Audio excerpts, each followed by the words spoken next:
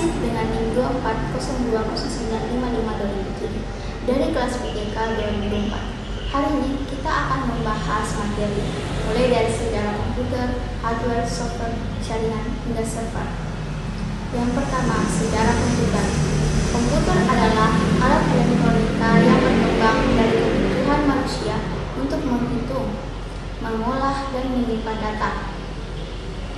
Perkembangan komputer dapat dibagi menjadi 5 generasi. Generasi pertama 1940 hingga 1956 menggunakan tabung vakum sebagai komponen utama.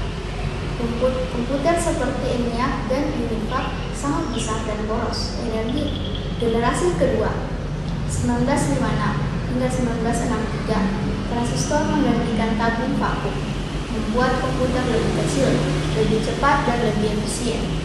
Generasi ketiga dari 1964 hingga 1971 diperkenalkannya sirkuit terpadu yang mengintegrasikan banyak transistor dalam satu chip. Generasi keempat 1971 hingga sekarang, mikroprosesor mulai digunakan memungkinkan komputer menjadi lebih kecil dan terjangkau. Personal komputer (PC) mulai populer generasi kelima sekarang dan masa depan.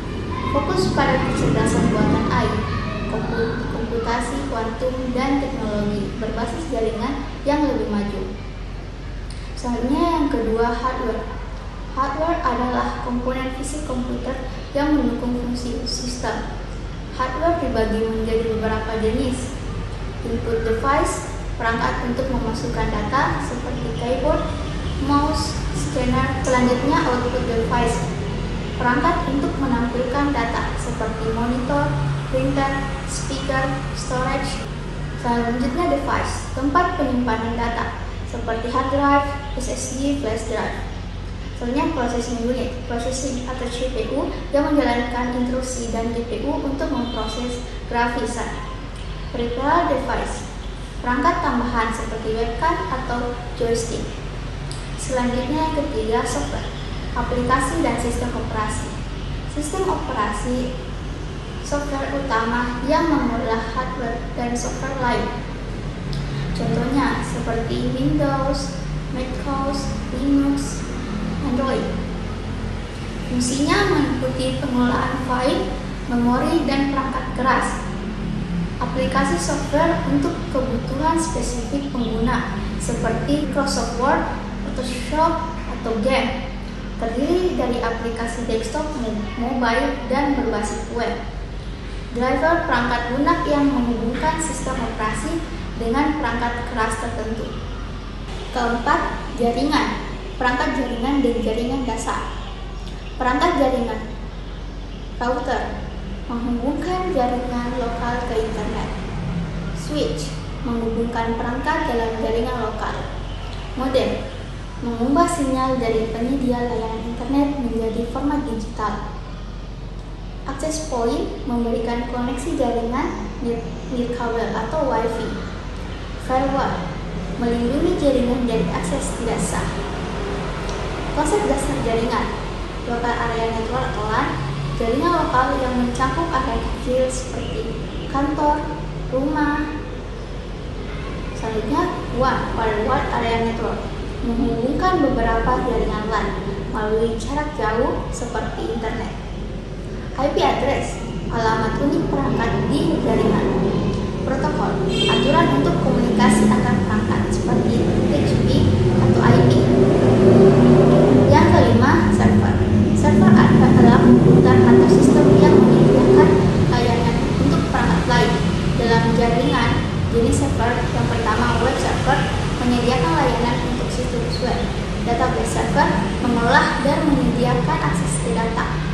File server, menyediakan penyimpanan dan akses file. Mail server, mengelola pengiriman dan penerimaan email.